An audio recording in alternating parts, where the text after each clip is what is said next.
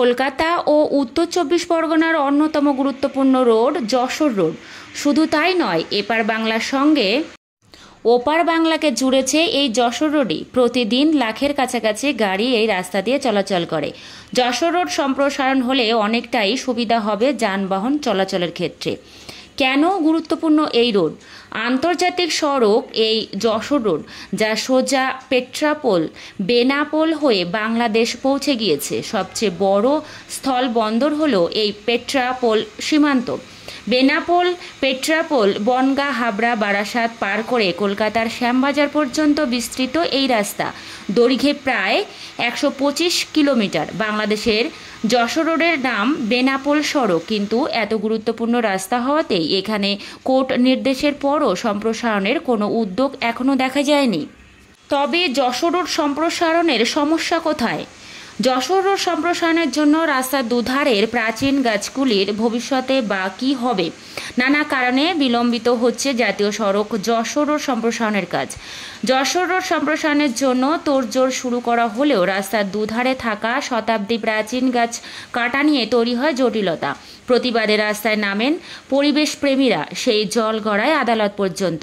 দীর্ঘ সময় মামলা চলার পর উচ্চতর আদালতের তরফ থেকে শর্ত সাপেক্ষে গাছ কাটার অনুমতি দেওয়া হয়।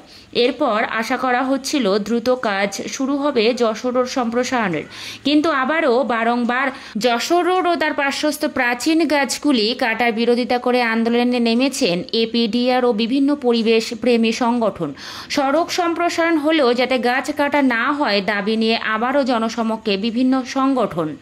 কবে শুরু হবে সম্প্রসারণের কাজ? যশোর রোডের কাজ এখন কোথায় দাঁড়িয়ে সেই নিয়ে উত্তর চব্বিশ পরগনা জেলা শাসক শরৎ কুমার দ্বিবেদী জানান, শীঘ্রই সম্প্রসারণের জন্য প্রয়োজনীয় পদক্ষেপ নেওয়া হচ্ছে, তবে নির্দিষ্টভাবে কোনো তারিখ বলা যাচ্ছে না। সব ঠিক থাকলে চলতি বছরের মধ্যেই কাজ শুরু হওয়ার কথা। এতদিন যেসব পেপার ওয়ার্কারের কাজ বাকি ছিল তা সম্পূর্ণ করে সংশ্লিষ্ট দপ্তরের কাছে পাঠিয়ে দেওয়া হয়েছে। গত মার্চ মাস থেকে বারাসাত থেকে বনগাঁ পর্যন্ত বিস্তীর্ণ এলাকার মানুষ কাছ থেকে সংগঠনের তরফ থেকে স্বাক্ষর সংগ্রহ করা হয়।